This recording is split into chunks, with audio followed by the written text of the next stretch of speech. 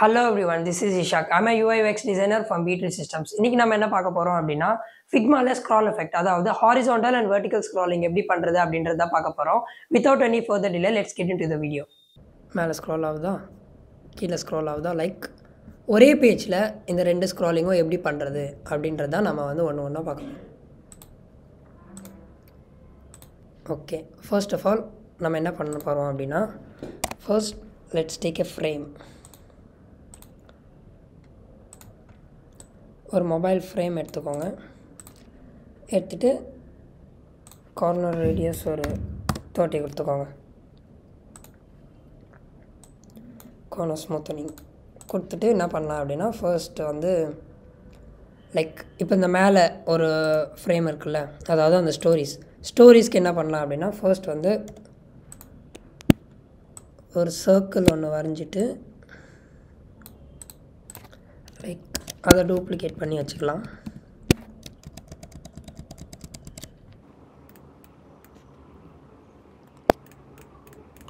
இந்த ஃப்ரேம்ஸ்க்கு பக்கத்துலேயே வச்சோம் அப்படின்னா கொஞ்சம் டிஸ்டர்பன்ஸாக இருக்கும், அதனால் கொஞ்சம் தள்ளி வச்சுக்கலாம்.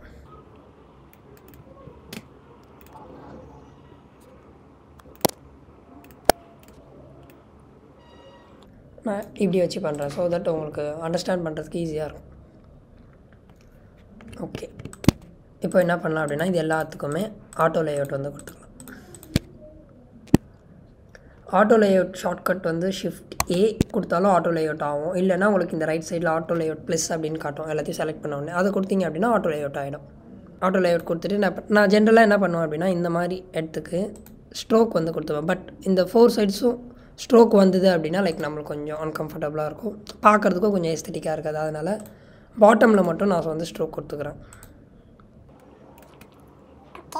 நெக்ஸ்ட் என்ன பண்ணோம் அப்படின்னா, லைக் கீழே அந்த ஃப்ரேம்ஸ்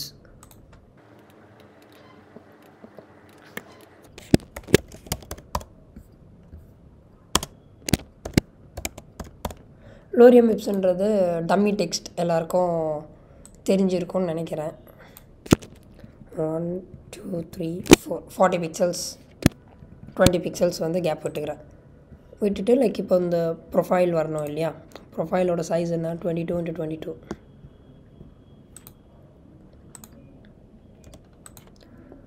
ஒரு சர்க்கிள் வச்சுட்டு 22 × 22.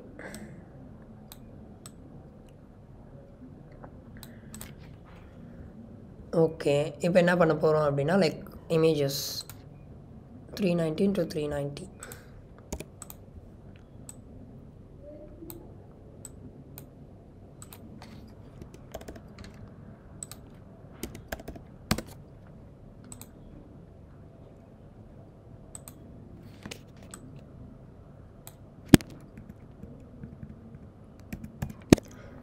பிக்சல்ஸ் விட்டுக்கலாம். ஓகே, கீழே ஐகான்ஸ் வைக்கணும் இல்லையா, ஸோ ஐகான்ஸ் வந்து நான் ஜஸ்ட் இங்கேருந்து காப்பி பண்ணிக்கிறேன். நீங்கள் வந்து லைக் ப்ளகின்ஸ் யூஸ் பண்ணி நீங்கள் வந்து எடுத்துக்கோங்க.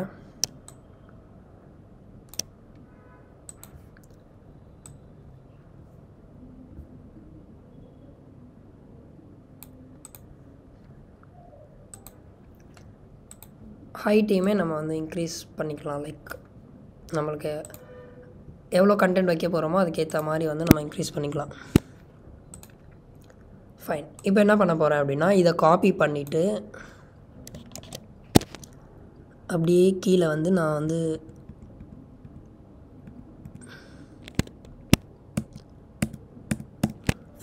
இப்போ நான் ஒரு வாட்டி காப்பி பண்ணிட்டா போதும். திரும்ப நான் Ctrl D கொடுக்குறப்போ அதே ஸ்பேஸிங்லாம் எனக்கு வந்து ரெப்ளிகேட் ஆகும். 1 2 3 4 5 ஒரு 5 ஃப்ரேம்ஸ் வந்து வச்சுக்கலாம். 5 ஃப்ரேம்ஸ் வச்சுட்டு என்ன பண்ணலாம் அப்படின்னா, லைக் இப்போது இது வந்து எல்லாமே டம்மியாக இருக்குது இல்லையா, ஸோ இது எல்லாத்துக்குமே கண்டென்ட் கொடுக்கணும். ஃபர்ஸ்ட் வந்து கண்டென்ட் ரீல் யூஸ் பண்ணி நம்ம வந்து இதில் இமேஜஸ் வந்து ஆட் பண்ணிக்கலாம்.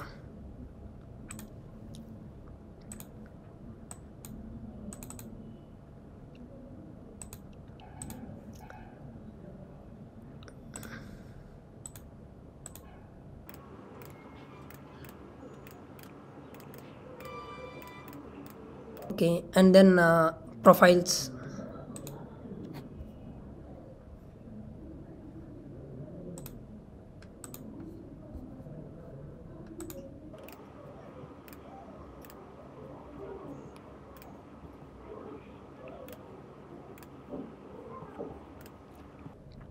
நமக்கு ஐகான்ஸ்லாம் ரொம்ப எட்ஜில் இருக்குது. நம்ம என்ன பண்ணலாம் அப்படின்னா எல்லா ஐகான்ஸையும் செலக்ட் பண்ணிவிட்டு கொஞ்சம் டுவர்ட்ஸ் ரைட்டில் ஒரு 20 பிக்சல்ஸ். Okay fine. ஓகே இப்போ போஸ்ட்.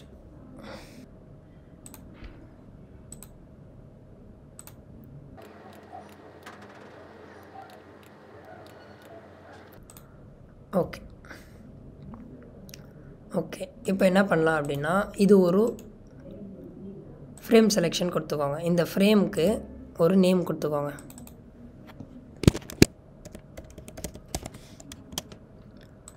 ஸ்டோரிஸ் அப்படின்னு கொடுத்துட்டு என்ன பண்ணலாம் அப்படின்னா ஓகே இது எல்லாமே பண்ணிவிட்டு ப்ரோட்டோடைப்பிங் ஸ்விட்ச் பண்ணிக்கோங்க.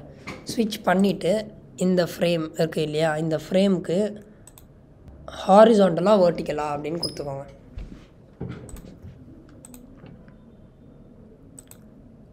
பட் இதை வந்து இந்த ஃப்ரேமுக்கு ஜென்ரலாக இந்த ஃப்ரேமை கிளிக் பண்ணி என்ன பண்ணுறீங்க அப்படின்னா வெர்டிக்கல் கொடுத்துக்கோங்க.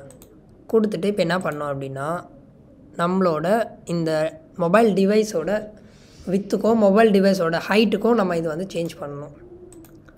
அதாவது லைக் 866 × 1412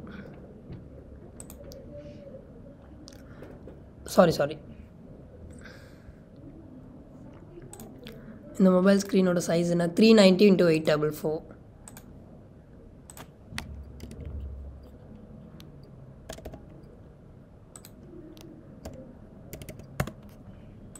ஓகே இப்போ அந்த கண்டென்ட்லாம் எங்கே அப்படின்னா நம்ம வந்து இந்த வந்து கிளிப் கண்டென்ட் கொடுத்துருக்கோம். கிளிப் கண்டென்ட் கொடுக்கல அப்படின்னா அந்த எலமெண்ட்ஸ்லாம் தெரியுதா?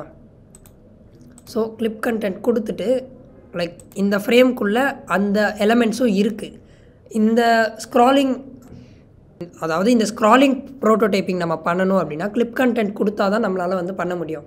அதாவது நம்ம பண்ணியிருக்க ஃப்ரேம்ஸ் இந்த ஃப்ரேமை விட வெளியே இருந்தால் தான் நம்மளால் வந்து அந்த ஸ்க்ராலிங் அனிமேஷன் வந்து பண்ண முடியும். ஃப்ளோ ஸ்டார்டிங் பாயிண்ட் கொடுத்துக்கலாம். கொடுத்துட்டு ஓகே லோட் ஆகட்டும்.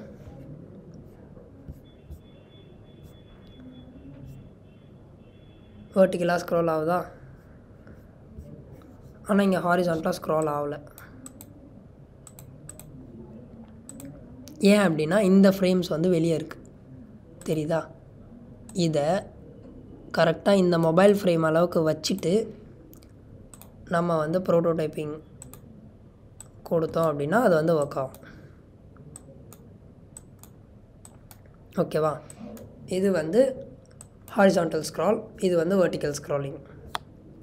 ஸோ இந்த மாதிரி நீங்கள் வந்து லைக் வெப்சைட்ஸ் யூஸ் பண்ணுறப்போ இந்த vertical scrolling and horizontal scrolling நீங்கள் வந்து அதிகமாக யூஸ் பண்ணுற மாதிரி இருக்கும்.